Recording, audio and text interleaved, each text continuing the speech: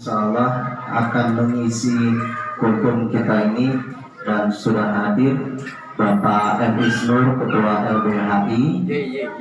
YBLHI. LBH. LBH sama aja. Yayasan. Iya. Insya Allah beliau YBLHI. Insya Allah beliau akan mengisi kultum kita malam ini dan sekaligus mengimami sholat tarawih kita semua. Dan untuk bilang insya Allah Pak Ustadz Rohman Fauzi yang akan tugas beliau pada malam ini. Demikian dari kami selaku pengurus DKM Musola, mohon maaf apabila ada salah-salah kata.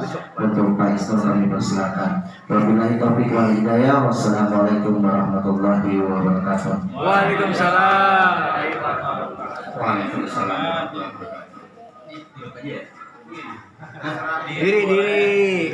Berdiri. Dasar Masuk YouTube Mas ini. Bismillahirrahmanirrahim. Assalamualaikum warahmatullahi wabarakatuh. Waalaikumsalam warahmatullahi wabarakatuh. Ini tripod. Alhamdulillah, alhamdulillah azizul ghafur allazi ja'ala fil islamil hanif al-huda wan nur.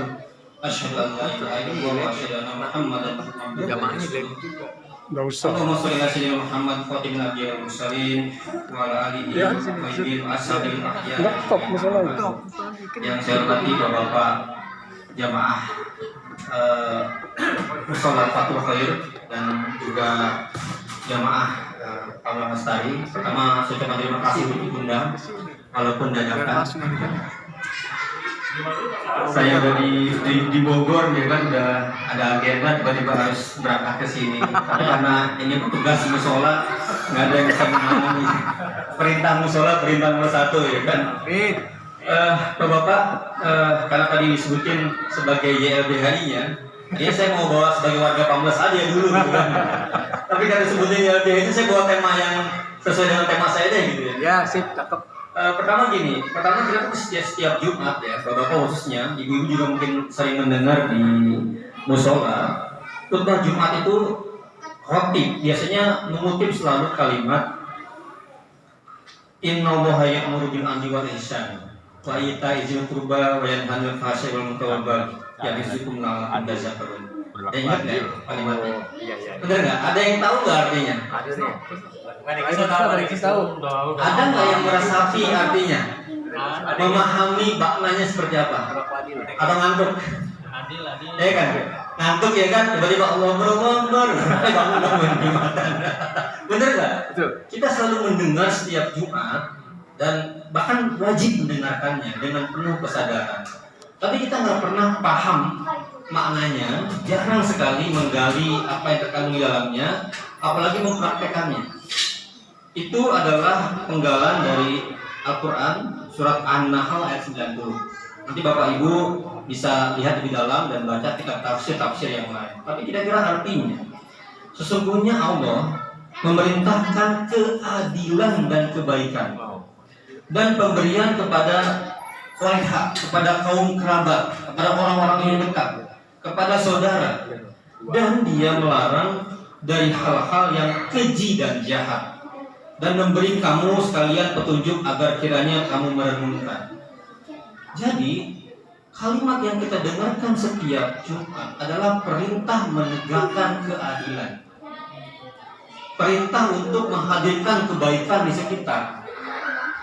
Dan kita sadar nggak apa makna dari kalimat Assalamualaikum warahmatullahi wabarakatuh ketika diucapkan? Tahu nggak apa artinya, maknanya? Ini kan ucapan ke depan hadirin ya. Pernah nggak memaknai apa selamatnya gitu ya, secondnya apa gitu?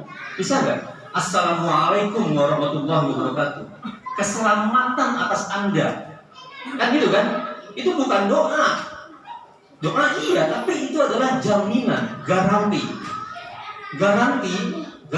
kalau saya ada di sini, saya hadir di sini, saya jamin Anda akan selamat dari kejahatan saya dan kejahatan sekitar. Nah ini kita seringkali memaknai ibadah, ya, memaknai taqarrub ilallah, memaknai apa namanya mahabbah gitu ya, meraih mahabbah itu dengan kenikmatan ketika ibadah mahdoh, ya kan? Ibadah di Tapi kan musola, nggak sampai menikmati tartil, menikmati sholat itu nomor satu. Tapi yang nggak kalah penting adalah bagaimana hablum minan nasnya. Pertanyaannya, apakah kita di sekitar kita ada ketidakadilan? Banyak. Banyak. Yang sederhana ya kira-kira. Yang sederhana kira-kira ini. Apakah 40 di belakang, di depan, di sampingnya dan sekitarnya punya kebahagiaan makan yang sama? Pertanyaan tuh. Apakah ada rintihan orang yang kelaparan di sekitar kita? Pernah nggak kita ngecek? Nggak ngecek. Nggak ngecek. Ada makan gratis. Padahal itu adalah sentral sekali perintah keadilan di dalam kehidupan sehari-hari. Gitu. Dan teman-teman, Bapak Ibu, keadilan pula lah kalimat yang sangat sentral dari Indonesia. Paragraf pertama pembukaan UUD 45, ngapain sih kita merdeka, kira-kira gitu ya? Apa sih tujuannya? Untuk peri kemanusiaan dan peri keadilan. Tugas negara ini ngapain? Untuk melindungi segenap bangsa Indonesia, seluruh tumpah darah Indonesia, memajukan kesejahteraan umum. Jadi keadilan sangat sentral, bahkan menjadi 2 kata di Pancasila, sila kedua dan sila kelima, betul nggak? Pertanyaannya, di negara kita, di yang lebih luas lagi, hadir nggak keadilan? Enggak. Kita peduli nggak sama keadaan kebangsaan kita gitu? Nggak peduli. Enggak peduli. Jadi kalau kita mau meyakini bahwa kita ini dianggap sebagai orang yang bertakwa, dianggap orang yang kemudian beriman, dianggap orang yang disebut kaum muslim, maka tugas utama kita adalah menghadirkan keselamatan di sekitar kita, menghadirkan keadilan di sekitar kita, menyuarakan melawan kezaliman di sekitar kita. Tugas kita itu. Sepanjang kita melihat ketidakadilan dan kita diam saja, berarti kita menyetujui saya diam. Kira-kira itu. Jadi kalau juga nanya Kak Isnur, kenapa sih di LBH bertahan sekian lama? Saya 2006 di LBH sampai 2024, udah 18 tahun kira-kira. Kan setiap hari saya berkunjung ke daerah, kemarin baru mulai sama Indra, saya berkunjung ke IKN, tempat ibu kota yang katanya PNS akan pindah ke sana sebentar lagi, PNS di sini ya.